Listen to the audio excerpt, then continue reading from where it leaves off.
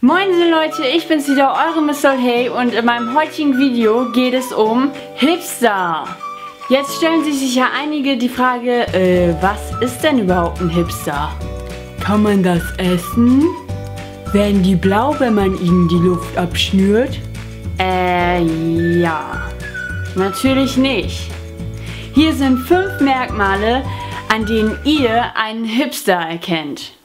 Oft tragen sie ein kariertes Hemd,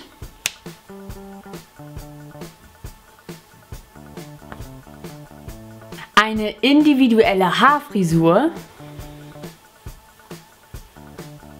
und nicht zu vergessen eine Nerdbrille.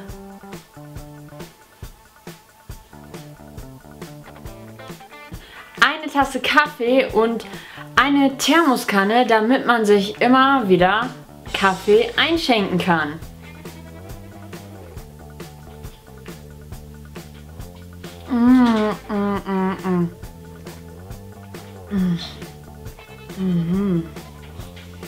Und der 5. Punkt, flache No-Name-Schuhe. Jetzt ist natürlich die Frage, was machen diese Hipster eigentlich in ihrer Freizeit? Sie treffen sich mit Gleichgesinnten, hören Musik, die eigentlich so gut wie keiner kennt,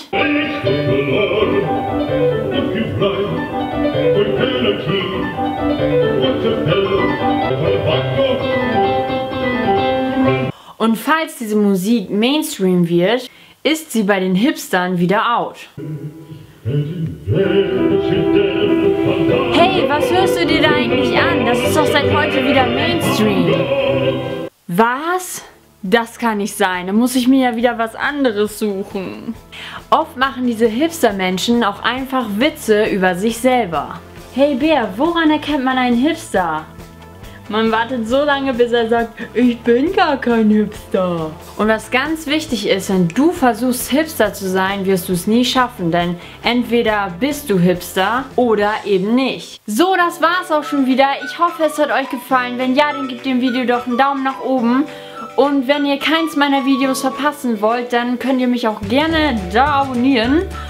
Und ja, ich sag schon mal bis zum nächsten Mal und ach ja, hier verlinke ich euch nochmal das Video vom letzten Mal. Da könnt ihr ein Autogramm von Lena gewinnen. So, und das war's jetzt auch wirklich. Und bis zum nächsten Mal. Tschüss!